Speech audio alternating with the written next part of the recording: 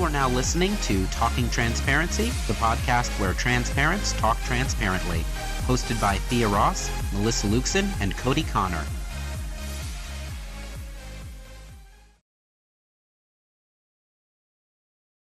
Well, welcome to Talking Transparency. I'm Cody. And I'm Thea. Tonight we're talking about all sorts of different things. Oh yeah, I mean, just talking about the state of things. It's been a wild few months. I know we haven't done a show for quite a while. Especially we had a great Pride Month. Now we're into August. Had some amazing trans family dinners. Yes. The last couple months. No, I feel like we haven't had a Talking Transparency episode in it's about 3.5 months now? Yeah, it's been a long time. I think the last time that we were talking about it was pre-Pride, and we were talking about our trans family dinner. The one that we did for Easter, we had 92 people come out. So it was absolutely massive gangbusters. What a wonderful community events. And then the one that we skipped during Pride Month because there was, another dozen different events that we did. We were out at the Chrysler Museum. We were out at Hampton Roads Pride in the Trans Joy Zone. That's what it ended up being, right? Yeah, Trans Joy Zone. We ended up doing a lot of really cool outreach at different events, and thanks to some of our partners, and we got around to almost all the 7 cities. There was 1 or 2 we missed this year. Next year we're going to try to hit all 7 cities, and in Hampton Roads. And yeah, it was a great time. And then when it came to time for July, after June, we had a huge trans family dinner, the biggest one we've ever had. 96 people came out to that one. So again, we just continue to be growing. We continue to be having these wonderful, joyful events, and we've seen a lot of new faces, a lot of new community members. And this last one we did, Pasta Night, we had a little bit of a lower turnout, but I feel like that's because everyone is gearing up to go back to school. Yes, that is what's happening in my household right now. We are gearing up to go back to school. That'll be what I do all weekend. We'll got to do all of the clothes shopping, and then all of the school supply shopping. Yep, and it's going to be an interesting clothes shopping because the kids, are hitting those ages, 13, 15. They're starting to get more into their styles too. The youngest is going through like a whole, style, makeover with what he wants to do. It's very 90s, like punk rock. Actually, it's very nostalgic for me. It's like seeing myself, 30 years ago being remade. It's fun. It's a lot of fun, but it does also make the school shopping more fun too, because No, I mean it's a time of discovery. It's the time of just questioning new finding their own style. Claiming a little bit of their own space and doing all that. It's really cool. It's a fun thing as a parent to get to be a part of, and get to see. And it's especially fun because, like I said, it's like this whole circling. Watching it come back around, especially in my youngest. And it's cool now too because I could kind of spoil him a little bit and also heal the little places in myself and the things that when I was his age and I really wanted something, it'd been cool if I could have this shirt or the belt with the studs. Oh, the belt with the studs. The belt with the studs. Yeah, I always wanted one of those when I was the thick leather bracelets. Yeah, but I could never get one. But he wants one, and so it'll be kind of like me getting one. It'll be that there's a 13-year-old kid inside of me that's yeah. Honestly, I'm excited. The dream of the 90s are still alive. That's the best. Yes, they are. And not just in Portland. They're alive in my house. Yep. No, but also speaking of school supplies, I want to give a shout out to Hampton Roads Unity and to our current Miss Unity 2025 Scarlet Letter. Scarlet Letter, yes. Scarlet is currently fundraising. I feel like, what was it, $800, $900 that they raised worth of school supplies to be able to help. Yep. We stand our queen here, our local queen. Scarlet is constantly fundraising to help all people in the community. It's really that's what makes her the queen. Absolutely. She helped aside from being a participant of the trans family dinner, coming and being there with the kids, being a part of community, showing up as her authentic self in and off of stage, she's also helped fundraise for the Kalos Coalition. She's also helped fundraise for the Southeastern Transgender Resource Center and is continuing to do that. And when we look at the sorts of trans excellence and queer excellence, I mean, let's face it, we've got some amazing queens here. And just really wanted to thank and give a huge shout out to Hampton Roads Unity, everyone that's involved with that, our past queens, our current queens, our current kings as well, really out there shining and holding the crowns up high. But also, if you want to go out and see them, you should check out the Dining Divas drag brunch. They're doing it every other week now out there at Dave & Buster's at Lynn Haven Mall. Dave & Buster's. There we go. You can follow them online, check them out. It's definitely a good time, family friendly, awesome, good time. So that's my plug. I want to tell you right now, amazing people. Yep, and it's easy to miss, the amazing things and the amazing people with what's going on right now. With the attacks on healthcare, National Guards being put into cities. I mean, we can go on and on about some of those things, but I think one of the most important things that we can do right now is also remain focused on all of the amazing things that are still going on, and how in so many ways this darkness just really shows us how bright some of these people's lights are. How bright our community's lights are, and how powerful, this community and really the good people in our country and our communities are. Absolutely. One of the things that I've taken is to assign all my emails with joy despite darkness, because I feel like it's the time where we are tested and called to be dancing, to be singing, to be smiling despite the pain. And those people that summon that strength and lead and show how to do that, even when there isn't another light shining, those are people that are really special people. And I don't know, we're sitting here in a podcast, we talked about this for an hour before we went live, how to talk about the terrible, heavy things here without depressing my trans sibs and my queer friends, my allies. Because I want to give language and I want to give voice to the amazing things that I know that are happening every day. The Trans Wishes, our microgrant assistance program, while not being super well funded, has still put out thousands of dollars this year. We've still been able to get people washers and dryers and via direct financial assistance. We got a bicycle for a trans sib who was literally trying to get to work, getting them out from Uber payments. And this is stuff that community has come together. And every single thing that we've done has been powered by family members, trans family members, community members, local businesses, and people who said, no, I will not succumb to the darkness.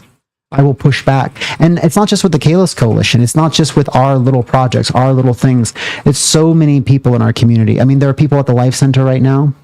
Despite all of the HIV cuts and funding cuts, they are still showing up and pulling up for our community. And I can't give them enough love and support, right? I can't even begin to tell you there are people that show up every day despite not having what they should have and make the difference for people's lives. And those are the people that are going to make the difference. And we should honestly have a little bit more compassion and love and respect, and also should highlight why we need to refund these programs and why we need to push back against these things that are happening.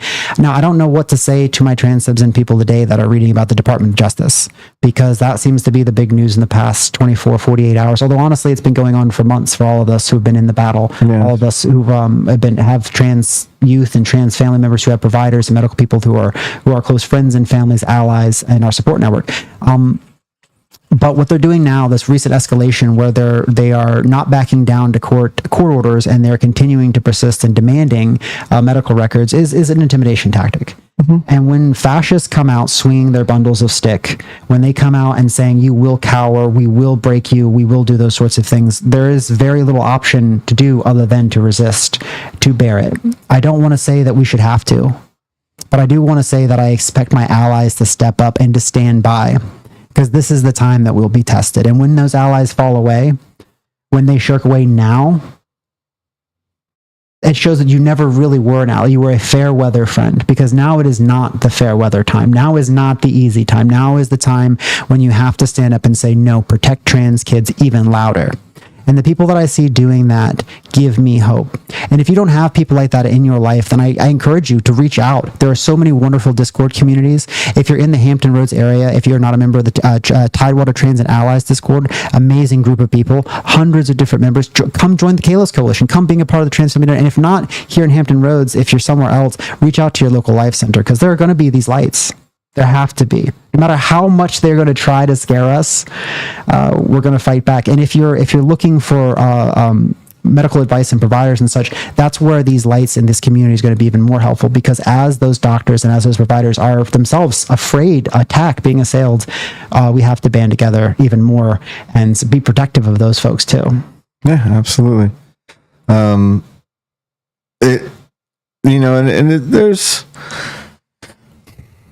There's a whole lot of fights going on, a whole lot of places to battle. Sure. But that is important. You said this is when we dance, right? Yeah. And that's exactly it.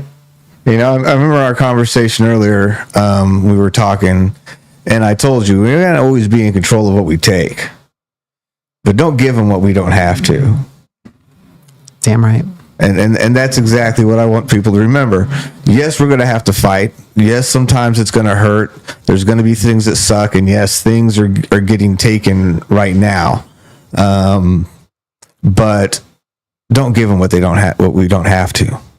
Don't give them all of those other moments that are important in our lives. Don't give them the still be walking down the street, living your life, finding your joy, doing the things that you love with the people that you love. Do that defiantly. Yes. At all moments. Even if they want to take away our right to get married, to have families, all those sorts of things, let them take it. Because before Loving v. Virginia, there were still interracial marriages. There was still love, and we will still fight despite that, because justice is justice and truth is truth, and it rings out above any sort of legal jurisdictional impudence of a fascist. Yeah, well, and here's the thing that, you can phrase it however you want it, but freedom isn't something that you can take from somebody. You can change the consequences. But as long as somebody is brave enough to make their choice to live their life the way they want to live their life, then their freedom's there. You can change the consequences. You can make the consequences harsh or whatever, but exercise your freedom. Don't let them ever think that they've been able to take it from you. They haven't. They've changed consequences. They've maybe made things harder, but don't give them what you don't have to. And then how foolish are they really to come after trans people like this? Well, it was never just going to be trans kids. Well, I know, exactly. It was never just going to be trans people, and if anything, that is exactly what we're seeing now. The target is just bigger and bigger. The effect is just bigger and bigger. And now it's everybody. It really is. It's reviewing all 55 million people here in the United States that have immigrated to the United States. Not people known for crimes, but just making sure they go through every single one and see if they can find a reason to target somebody. They're bringing National Guard into the cities and turning them against the entirety of American citizens that live in cities like DC. Yeah. They're threatening to do that in Chicago, do that in New York.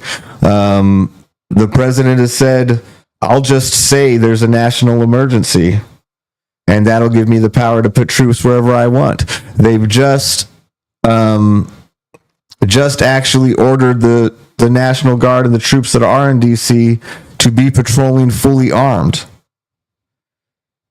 and to be unleashed to do what they were trained to do. Well, these are military personnel. They're trained to war, is what they're trained to do.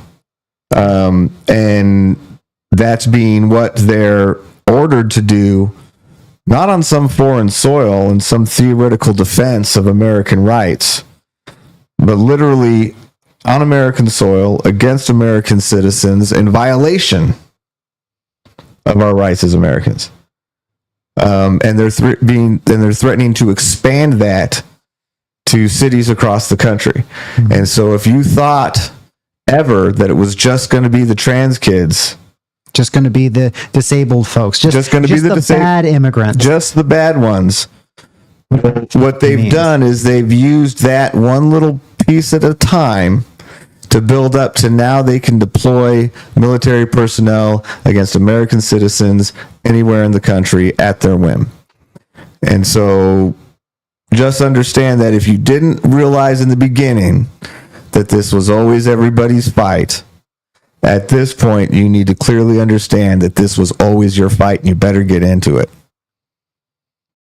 Yeah. You know, and that's what I would tell people. Fight when it's time to fight. And live joyfully and freely in all of the other moments. Yeah. You know, it's silly. I hate to veer off into this direction, but I've been watching a lot of One Piece lately. Yes, you know? One Piece. You know, my kids have watched all of the. Now, are you watching the original anime? The original anime, I'm a crazy person. Because there's the live action one. I haven't watched that one yet, no. Okay. But I just caught up like a couple weeks ago, and I've been reading a lot also about folks who've been inspired. I know there are folks in the Philippines, there are folks all around the world who've been inspired. I feel like it is the time to be a little bit of a pirate. And the best thing about Luffy as a pirate, and I know everyone's like, oh, you're going to seriously nerd out. You're going to go full trans woman, right? You're just going to go One Piece. But it really is a matter of the joy that we find and the ability to fight against resistance and the choice to laugh in the face of unbelievable heartbreak, terror, and pain, and the choice to like that is a power that they can't take from you, that they're afraid of, that they are so afraid of, because you're going to band together with your friends and you're going to say no. And there's nothing that they can do about that, because the power politics, it warps us. It makes us so afraid. And the only thing that really breaks that spell is laughing. And I know it seems crazy. So let's go outside in the middle of this terror and dance. But that's one thing that, again, what I said earlier, I want to reiterate, it's foolish to attack trans and queer people, because that's what we are going to do. Yeah, because, I mean, first of all, you're talking about a group of people that is one of the few groups of people truly brave enough to be themselves and to go after what their truth, to really go after their truth. I mean, that to me, that is the magic inspiration of the trans community. Is no community goes after their truth as fiercely and authentically. And to me, it's been a very rewarding experience getting to interact and be immersed in that community, because to really get to see that has unlocked some of the power in myself to have that bravery, to really fearlessly go after who I am, and be that without shame, right? Because here's the thing. All of this patriarchy and gender roles and that whole prison that's been built for us, you know, you may think that you fall right in the path of the river, but we're all trapped by those things. We're all trapped by these walls of how we're supposed to be. And we all get hit by thorns when we move outside of that. When we move outside of an area that everybody thinks we should be into. And because of that, we limit ourselves. We live our lives in these little mind prisons. And to break free of that, and to really understand that if you choose to find joy, and if you choose to be free, nobody can really take that from you. You can only take that from yourself. Yeah. There's always something to be grateful and joyful about, no matter what else is going on. You know, my 13-year-old wants to start a band with me. I've been learning to play guitar. So since our last since our last podcast, I have learned how to play guitar. Not well. Oh, come on, Ed. Do not be modest. I've learned to play guitar well enough to strum around a late night campfire without too much criticism. As the man that was performing at the last school board meeting. Being brave enough to perform and being good at it are not the same thing. But I've learned to play guitar because my youngest really got into it. Now my daughter, my middle child, also is picked up the bass. Not as super enthusiastic as my youngest about it, but in order to play with us and be a part of it, right? And so my youngest wants to start a little band, and we're gonna write protest songs and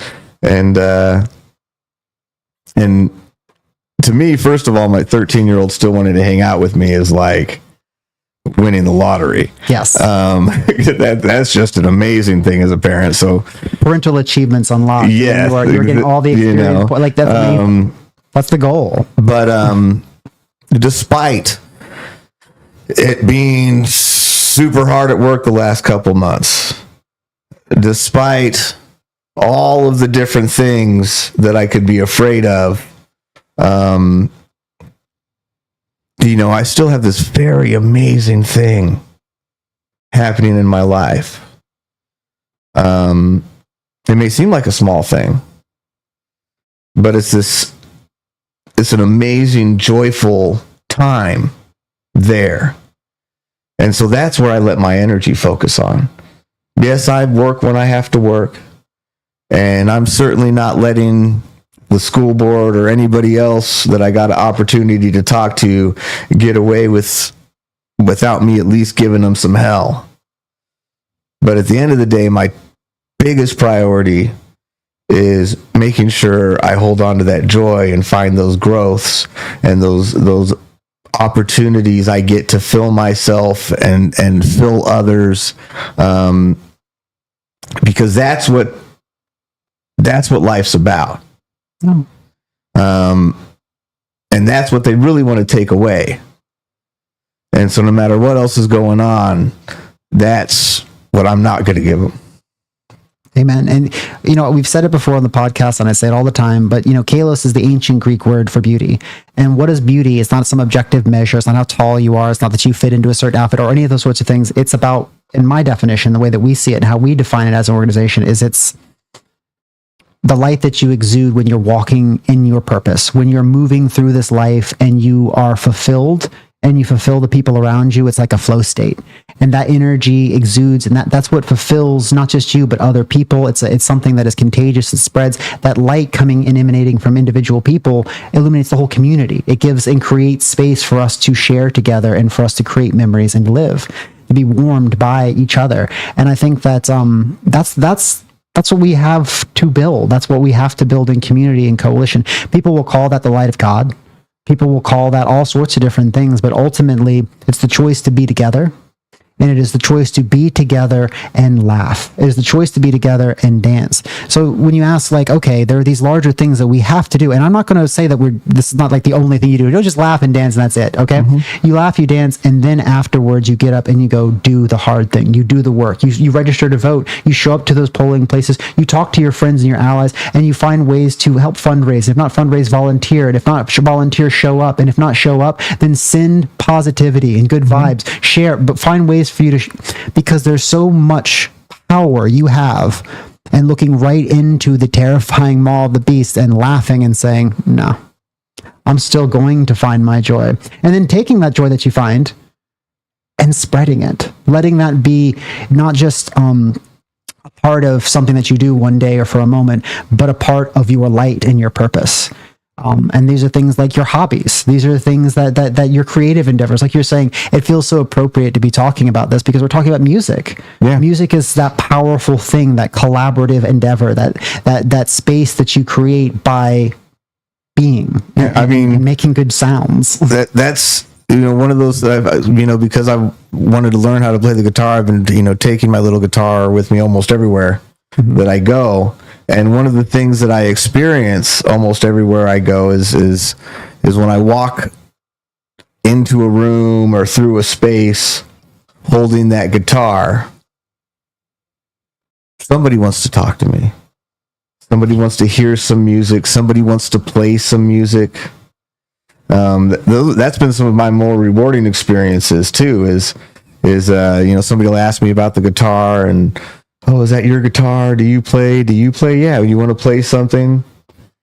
And they'll pick that up, and you can watch the whole world go away in that moment for them.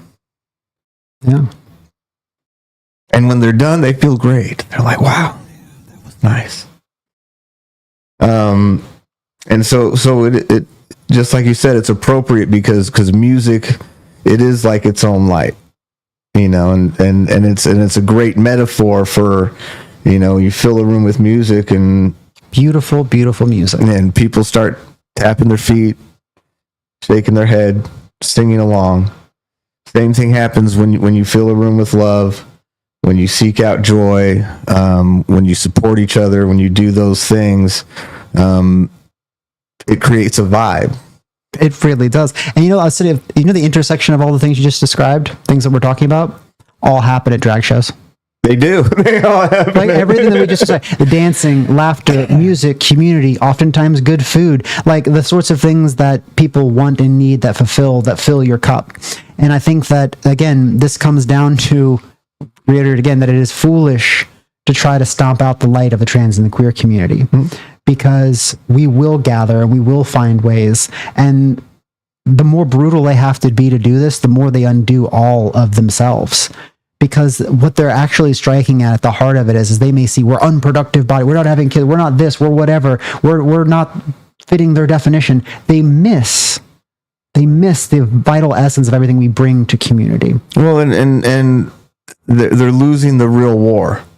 Yeah. Because as we as many different communities, are put under pressure and stress, we seek out more and more joy. But as they attack, they're losing more and more of theirs. Yeah.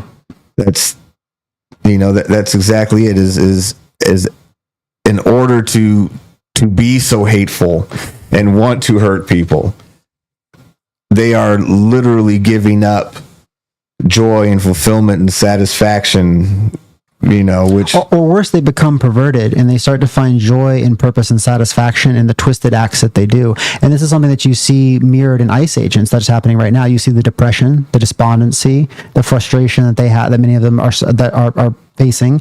And then also you see others that are turning into it, not turning away from it. And all of a sudden become convinced that this feeling that they're having, because it's whether they're numb to everything else, at least it's a feeling. I mean, I don't know how to justify, but once you turn away from the light, once you go the other direction, you start to begin to justify horrible things. You start to not see your neighbors as human. You start to see all this different, and we're watching it. We watch it on, you can go to TikTok, you can search ICE. If you're on TikTok, you can search ICE. It's right there. The inevitability of turning away from beauty, turning away from light, turning away from community, and instead tearing it apart. And you see, the thing about capitalism, and a lot of people say, oh, capitalism is bad, all that sort of stuff, is that ultimately it's exploitative, it's extractive. A lot of what we're seeing is business billionaires, people like Peter Thiel, people like Elon Musk, people like Donald Trump, people like Jeff Bezos, people who are so extractive, they don't value us. They don't value our light. They don't value our purpose. They just feel like they can just extract culture. They can just extract value endlessly. And they're going to reach an end, and there's not going to be any joy for them. There's not going to be any joy in having $50 billion in your $50 trillion in your bank account or whatever it is. I'm not exactly sure, and we all know this instinctually. But like I said, I don't think at a certain point it is about joy anymore. It's about the fulfillment they get from evil acts. Yeah, I think that's how you end up with that, though, is because there isn't a fulfillment in evil acts. No, there isn't. And so you just keep taking and taking, hoping that eventually you'll be filled, and you won't.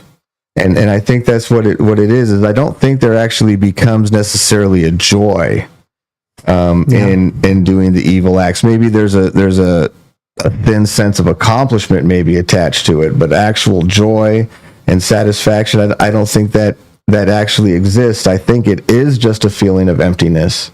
Yeah. And I think that's why it continues, is because they're not able to look at themselves and go, you know what, I was wrong. Without that capability, they just keep doing the same thing and finding the same emptiness.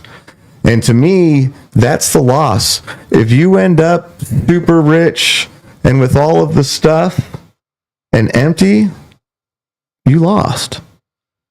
If I end up poor, just with the people that I love, doing something simple that brings us joy, I won. Well, it just makes me think, because I mean, you got Elon Musk, his trans daughter won't talk to him. Your trans daughter wants to play in a band with you. So, you know. I won. Yeah.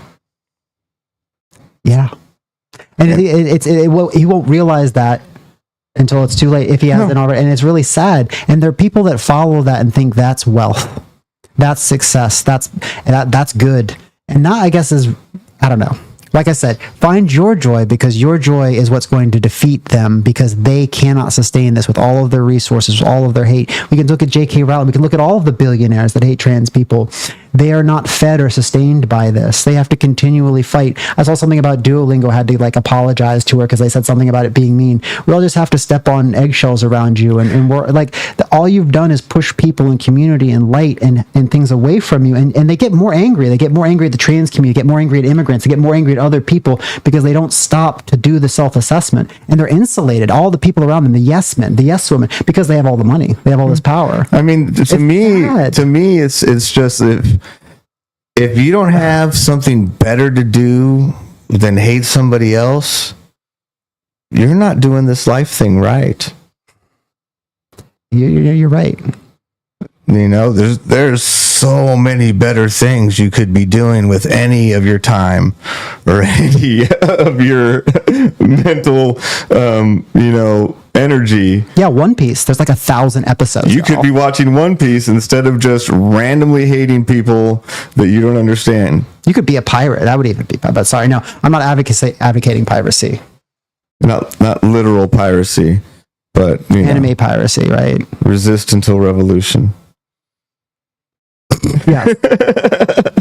resist until revolution, or until the breaking of the dawn. But anywho, I don't mean to get back onto One Piece. It's so peak right now. Oh my goodness. Also talking about, being a good father and the sacrifices. There's so many different wonderful narratives that I've been reading. And I feel like there's a lot of healing that we as a culture, as a society, as like not just an American society, but as a global society, that we have to go through. And I feel like the next couple decades, whatever comes of the Justice Department abusing power, of Trump the administration, ICE destroying community, whatever comes of this, I have to hope that on the other side of it, there's going to be a lot more joy. And it's going to be a lot less painful to have to dance, because we'll be dancing not in darkness. And that's where I hold on to right now. I try not to let them take from me, like you said. But if you're queer or trans, if you are BIPOC, if you're an immigrant, if you have people in your life that are, it's harder, and just to be honest, I'm not saying that any of this is easy. If you're listening, say, oh, go outside and dance in the middle of a fascist takeover. That's not easy. It's not always going to be safe or fun even, but we still have to do those things. And I'm not saying those things for the sake of consumption or the sake of consumerism, or say we have to have the economy like George Bush did after 9/11. You go out and spend because we have to have the economy. I'm saying go out and be, because we cannot cease being, because that's what they want. So it's really, I don't know. Yeah, I mean, and supporting each other's key. Supporting the communities are key. I had an incredible experience a few weeks back. Really simple experience, but just I spent a lot of time sitting on my porch. As one does. I just enjoy sitting on my porch. And so I interact with the neighbors. Neighbors come by, and we have some neighbors that are immigrants from Brazil. Mm-hmm. And they primarily speak Portuguese. Mm-hmm. And so we don't know a lot of the same words. We we know the greetings or whatever. I learned bom dia, good day. It's just like how to say good day. And so I've said that to them, and we've talked. And when they do their little barbecue, which ends up being like great. I don't know if it's actually called barbecue, but that's just what I know cooking like that as. They always call my dad up and send him down with a plate, and they got a little dog that's just like my little dog, and they like bark at each other, but also, go and sniff and say hi when they're out at the same time. But anyway, it's a whole family. I think it's a couple generations that live together there. And they have a couple little kids. One of them, I want to say he's 5, maybe 4, maybe. And we said hi a bunch of times. He comes out with his grandparents or his parents, and hi, how you doing? Just because little kids are just like that. Like they just, they see somebody and they want to do the right thing, which is greet a fellow human with joy. And it was funny. I remember this because it was a few weeks back when things were really hard at work for me. And I was out sitting on the porch, and I was just like, and the family comes out, and they're letting the little dog walk, and the little boy's there with his grandparents. And when they go to come back in, they say hi, and the little boy just walks right up to me, sitting down, and gives me the biggest hug out of nowhere. Aww. And I give him a hug back because what are you doing? Little kids hug you. And now every time he sees me, he comes over and either gives me a high five, he's given me a hug before. But to me, it was it's been so, magical, fulfilling, interesting to have created, this connection with this family, and we've never spoken more than a few words to each other, but we exchange food. Their children, their grandchildren, make sure they come and give me a high five or a hug when they see me. They refer to me as their amigo. Amigo. They don't know my name. I don't know their name. But we're strongly connected by our community and by being neighbors and living together and just having treated each other the way we should treat each other as humans. We greet each other with joy. We look out for each other. We care for each other as people. And I think that's something too, it's everything is trying to polarize us. You have one side or the other. There's a lot of villainizing, a lot of, trying to polarize regular people, especially against the trans community, especially against the immigrant community. And it's so important right now to just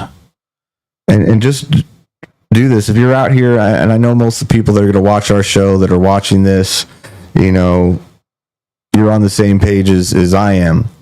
But if you are watching right now, or you do watch this later, and you are getting sucked in to this propaganda where all immigrants are criminals and everything's a national emergency and everybody that doesn't agree with you is disgusting and evil and bad and all that sort of stuff. Let me tell you right now, you are missing out on so many amazing connections in your life.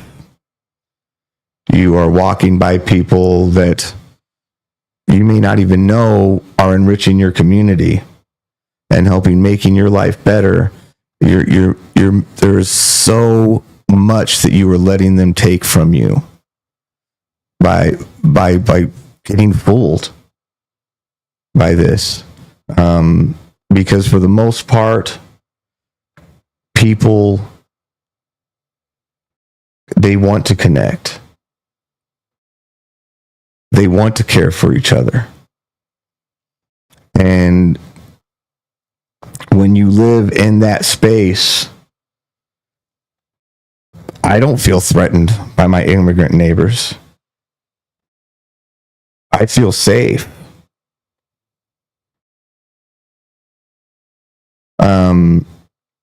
I'm happy that they're there.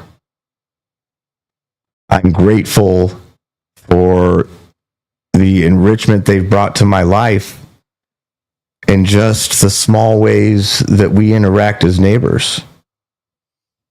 I'm really happy about the barbecue. Yeah, I was about to say the barbecue sounds like. I tell you what, that's some good. My neighbor's barbecue. They don't call us. No, they'll yell down from the balcony, "Amigo, where's your papa?" That's loving. But that's, that's the message that I would give to anybody out there just buying into all of this bullcrap from whatever side, because there's some on both sides, but buying into the idea of villainizing our neighbors and just not allowing ourselves to be humans living in love. That's, you may think right now you're watching your side win. But what's happening is as much as you think they're taking away joy and opportunities and things from somebody else, believe me, if you're buying into this, they're taking your joy too. Yeah. They're taking your joy too. They're taking amazing, magical moments and connections from you, and you just don't know it. That's what's really sad. Because it is a lot of folks acting out of ignorance and fear. And I try to fight that within myself. That's why I've challenged myself to go to several local churches, different places, because I feel like the church is especially pointed and being weaponized to attack our community. But I don't want to let that fear fester inside my heart. And then I even reflect when I rally against billionaires and about the upper class. The only caveat I make is typically that amidst all of this, there are people who benefit from us fighting. Mm-hmm. And when I talk about billionaires, what is it, like 800, 700 of them in America? I do think sometimes a subset of subset of a subset of subset, it can be such a specific issue. And I think there's like a larger psychological issue that's going on there, and like a social issue that's going on, the valorization of those people. But some of that type of stuff is the one copy. Otherwise, when I think about the conservatives, even the people that absolutely hate me, even the lady at the last school board who got up and talked about, oh, we have to have, what is it, chaplains and all the schools and everything, people that make me literally... Oh my gosh, this person, I want them to have good health care. I want them to succeed. I want them to like have a nice life. I want them to wake up in the morning and for there to be okay. Like there isn't a part of me that thinks to myself, this country will be better if only those people are suffering. And I don't know, I guess I hope that other people wake up and see that. And I don't mean to blame or say that someone's evil because they don't, but I do hope that they still wake up to see that it's like, hey, wait a second. The person in my neighbor literally doing better is a good thing. It doesn't matter if they're an immigrant. It doesn't matter if they're trans. It doesn't matter if they're black or brown. But also when they hurt, I also hurt. And those, because it's both sides of those coins. And there's a lot of joy. Because whatever we do together. Yeah. Even if we're not on the same side, even if it seems like we're enemies and we're being played against each other as enemies, there are still so many things that we are still actually doing together.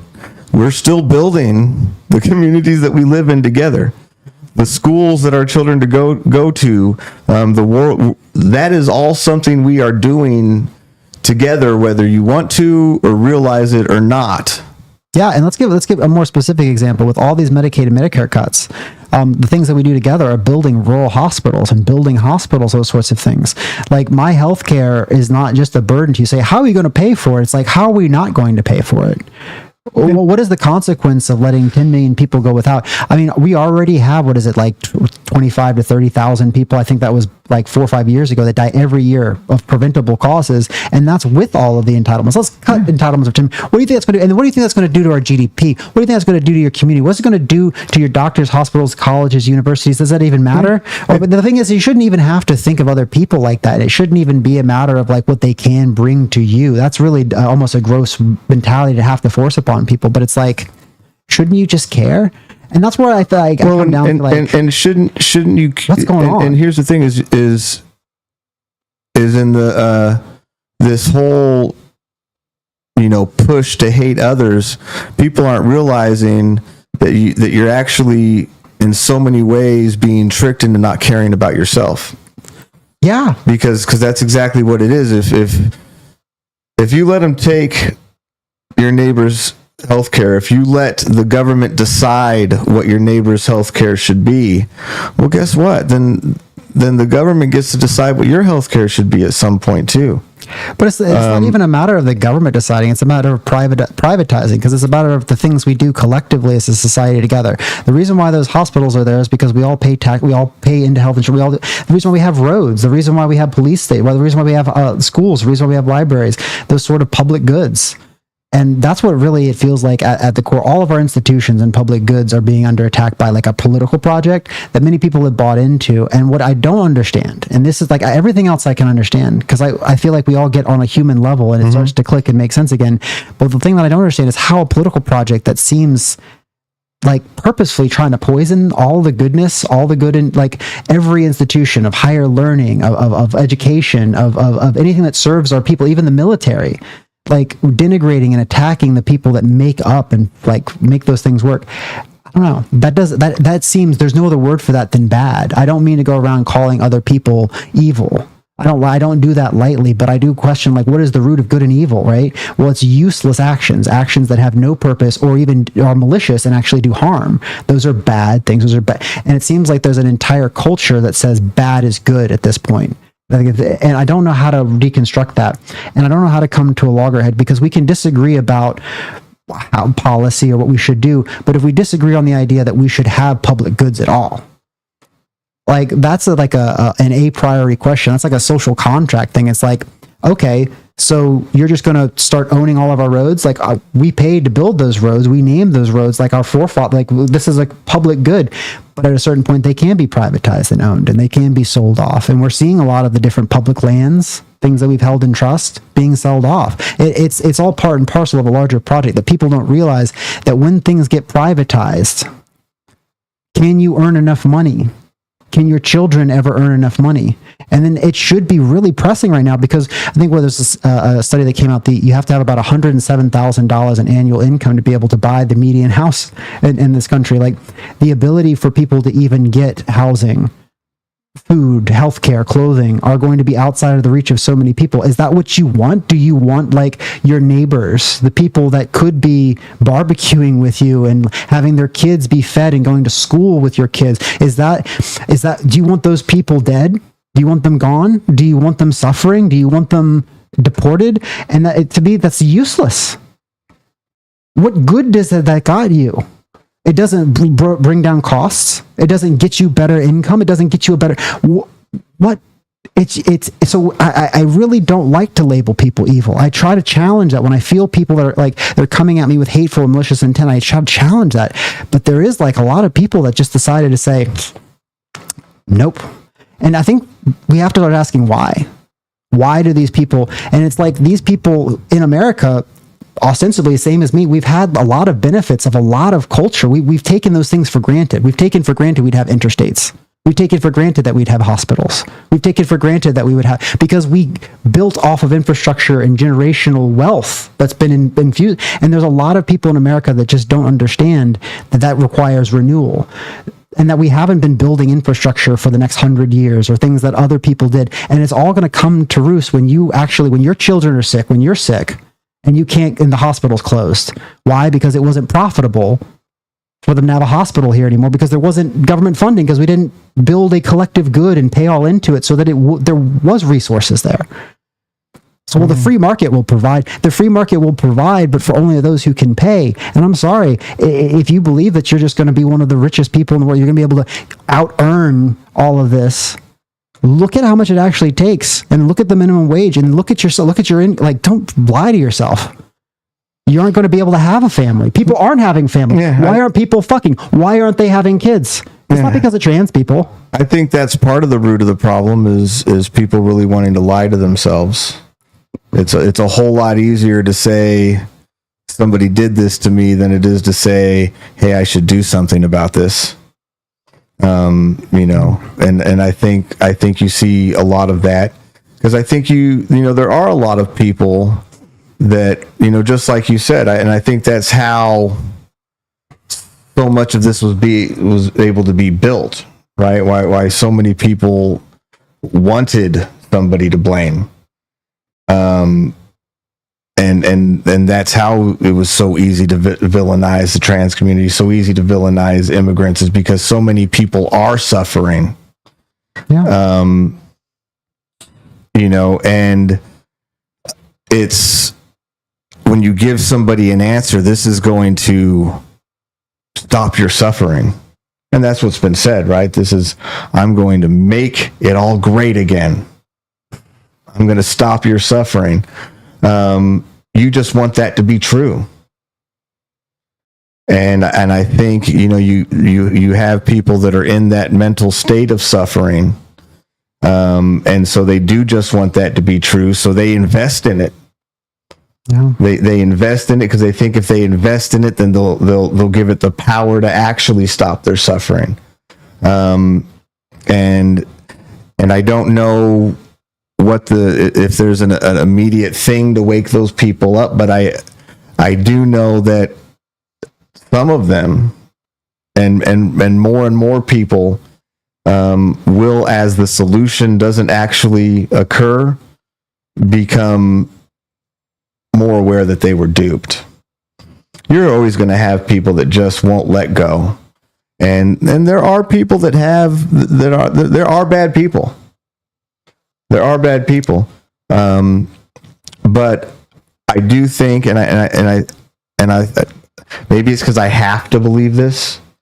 Maybe because you have to live life with hope, right? But I do believe that we go better places from here. Do I think we do it starting now? I think we still have. I think I think we're still right in the middle of this fight right now. But I do think that you can't hide the truth forever. No. I believe that. I mean, you can't hide the truth forever. You can disguise it and distract and do all of that for as much as you want, but eventually more and more people will see the truth, or at least see the lie. And let's talk about the distraction, because from my view, what the government did is they cut that Medicaid fund and they infused it into ICE. And that's a really fascinating thing, because we talk about the police state authoritarianism. That's all standalone true. I'm not saying that's wrong, but it's also when you view it in like the way that resources are allocated. Like if you are desperate and you are poor and you are struggling and there isn't a future for you and you're being denied, and you're blaming immigrants and you're blaming feminists and you're blaming trans people, blaming everyone else, blaming DEI. And then the government comes along and says, you don't need a college degree. You don't need a background. We're going to give you a $50,000 signing bonus. We're going to get you out of debt, fix all the immediate problems, because $50,000 solve most Americans' immediate problems. We're going to give you $50,000 and a gun. We're going to give you a gun. We're going to give you a badge. We're going to give you a mask. And then we're also going to give you a $60,000 to $100,000, $120,000 a year salary on top of that. and we're going to give you qualified immunity, and we're going to we're going to just give you power. And that's the way that I view that is like the fascists are taxing me and you, Cody, all of the businesses everywhere around here, taking the resources from those taxes and then paying a portion of our people to turn against our other people so that they can go literally lock up other and that's billionaires playing in our face. That's billionaires using us like pawns, taxing us, giving themselves tax breaks, empowering us to literally put guns into each other's faces and turning ourselves against each other. I mean, that's what they're doing. Because the people that are taking these jobs are people that lost other public jobs, people that would have been doing like clean air or sanitation or like public school. Like we have people that like, I think South Park, I hate to bring up South Park, but like South Park talked about it with their episode about it. It's just someone's got to make it their nut. They got to make their nut, you know? And it's like, that's the reality of what they're doing. That's the brutal truth of capitalism. That's what bends us all to doing evil things. I say evil things. And they'll all say, well, I was just following orders. I was just doing my job. And it's the sort of thing where they know this, that the concentration of wealth, the concentration of power is the only way that these sorts of distortions happen. And the fact it's happening on this scale, at this level, is being driven by a handful of people that we could all fit into a single room. And it's really wild to me. But one day we will wake up to that and we'll realize that it is not the Republican across the way that looks at me and goes, well, trans, I don't understand trans. That's not the fucking evil person. No, that's a person that got fooled. Maybe they got duped. Maybe they have some malice in their heart. Maybe we're talking past each other. Maybe there's something here. There's all sorts of ways in which we can live in community, and I can wish wonderful things for you, and you can wish wonderful things for me. You say, wow, I'm glad that you're paying taxes. I'm glad you got a mortgage. I'm glad you got kids. I'm glad things that we can say about each other and still live in a civil society. And then there's the rest of the shit, which is literally saying, no, a billionaire is going to tax everyone, pay you to go in and get round up your neighbors. Like, I can't think of a more direct case for why we need to stop these people. Like, and the thing about it is, me saying this right now, it's not like it's not going to be picked up by an AI, but like, as it's the sort of thing where like Palantir, they've scraped the data. They have these huge AI databases, and it's coming. It's here. It's happening. They're utilizing it. Our phone numbers and email addresses can be used to track us, and all like the information in the way that we can't really escape it. Because even if we wanted to just put our cell phones down, we would no longer be competitive in the world economy. We'd no longer be able to function through government services. There's so many different ways in which we're at this point bought, and they're playing in our face because they believe that we're so bought that they're playing in our face. And to bring this back around, how do you stop this? You start playing in their face. You start laughing. You start dancing, and you find ways to short circuit and bring pain to those people who would bring pain to you. And it is not something that I say lightly, because I don't want to bring pain. I want to build a beautiful society wherein we're spreading the lights of each people, finding their purpose and letting them and enabling, empowering them to define that themselves and then walk in that. That's freedom. That's anything short of that is oppression. That is liberation, and this that you have to orient yourself. And what I have to ask of my fellow, please orient yourself towards justice, towards liberation, and realize that there's a place for you in that dance. There's a place for you in that, and it doesn't make you queer or gay. It doesn't make you an evil liberal or whatever. It makes you a person who wants to build a better society. And I hope that you want that for your kids. And I know that a lot of people say, well, we are building a better society, a great Christian nation for our kids. A better society doesn't have... study history. A better society doesn't have concentration camps, migrant detention centers. And if you think it's just about deporting people, then ask yourself why we're sending people to be imprisoned in Uganda, why we're sending people to be imprisoned in countries that they didn't come from. We're not just sending people home, we're sending people to be indeterminately imprisoned in other countries right now. We're using them as bargaining chips. So... yeah, if you think we're making a better country, ask yourself if a real free, better country has armed troops and armed vehicles rolling down the streets, having random checkpoints on random American citizens going about their business, A better society does not have a leader that threatens to deploy the military to major cities when crime's going down. A better society does not go through and censor history and rewrite it to suit their own tails so that you don't learn from your mistakes. That's not. We're not making our country better. We're making our country a tyrannical. A better country doesn't wage a genocide. No, a better country call it holy and justified, and look at the capitalist opportunities to build new hotels. Yeah, what good comes from these things? I don't know. Yeah, I mean, and for who? For what? It's about money, like rolling back the environmental protections and all of those, rolling back work protections, rolling back, rolling back those protections. Those don't help regular American people. Those make rich people, the ultra wealthy, more ultra wealthy. That's what it does. It makes your workplace more dangerous. It makes the food and things that we consumer goods that we get more dangerous and less overseen. It makes our life worse at every level to remove those regulations. But it frees up money for the rich.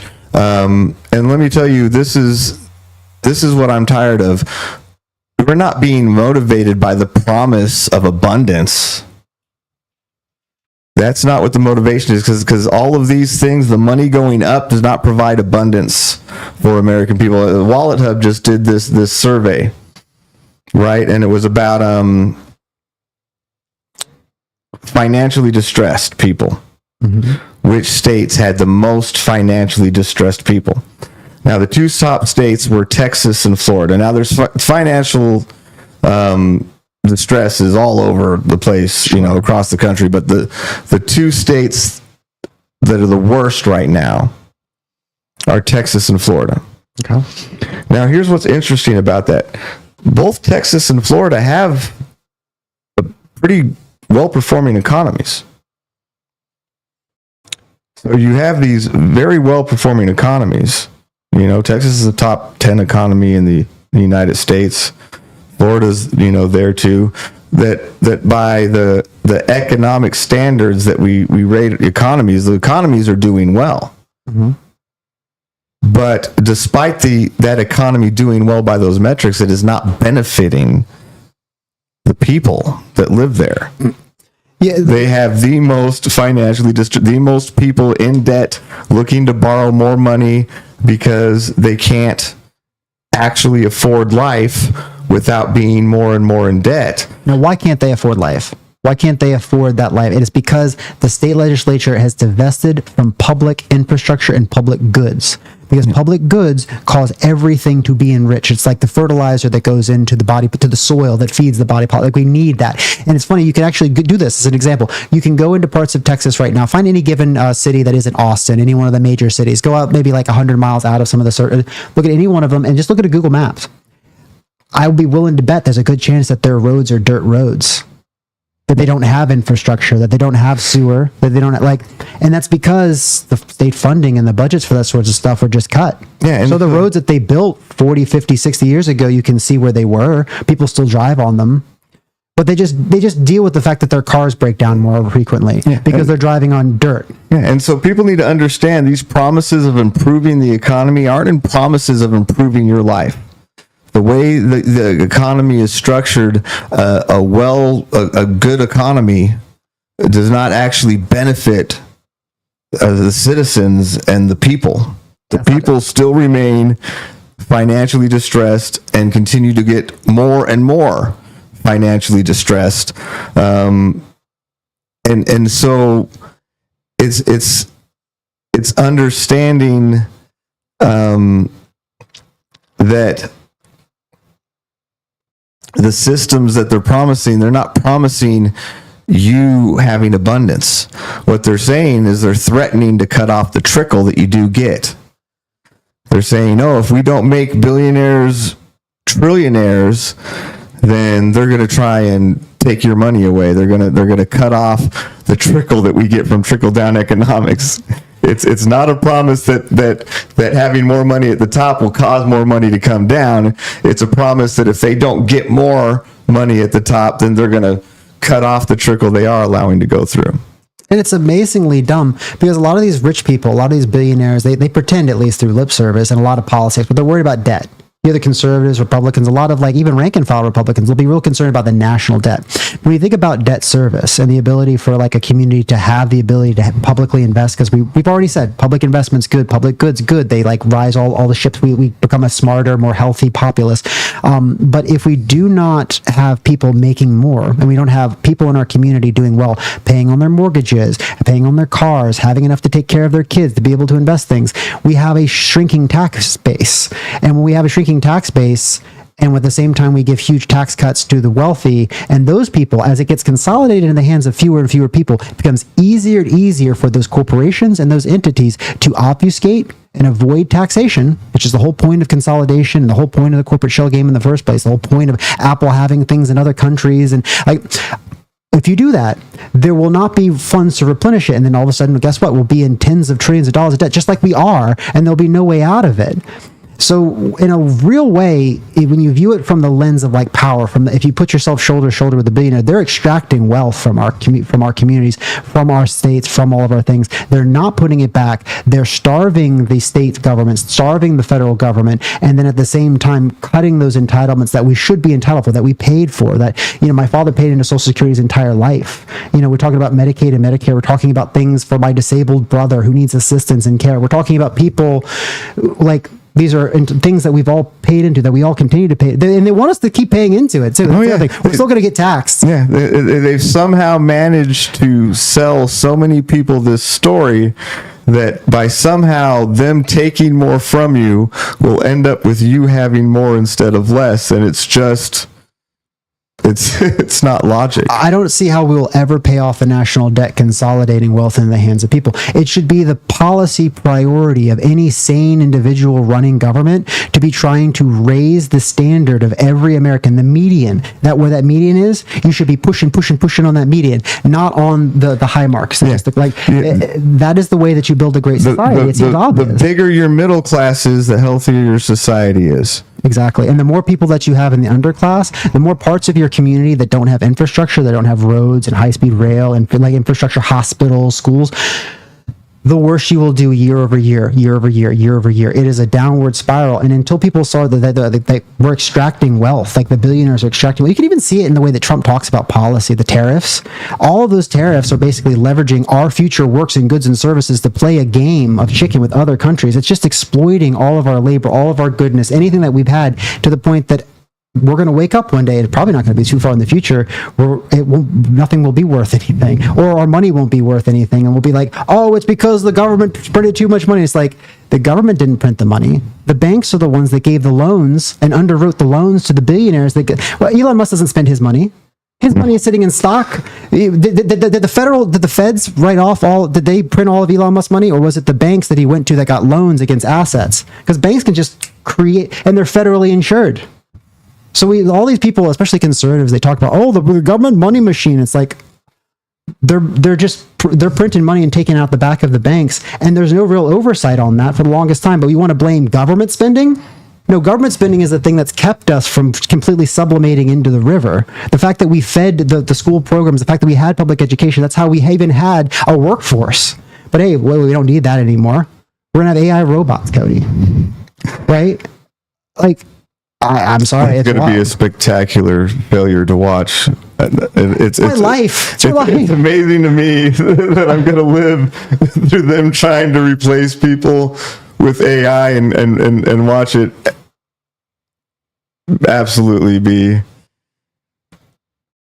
So I'm going to be out there dancing. I'm going to be out there laughing. I'm going to be out there finding every little bit that I can to be happy. And it is not always easy. I can tell you that. And especially if you're trans and queer, it's not easy. But we're going to do it because it's hard. And we're going to do it because it's what will sustain us and fuel us through all the other hard things that we have to do. So yeah, I don't know. Go shake your ass, folks. And remember always, trans joy will defeat hate. Every time. Well, even if not every This time. podcast is brought to you in partnership with Collective Tattoo and the Kalos Coalition. We are listener supported, so if you like the show, please consider donating to us on Patreon at patreon.com/talkingtransparency. Like, share, and subscribe across social media, and be sure to visit our Linktree at linktree.com/talkingtrans.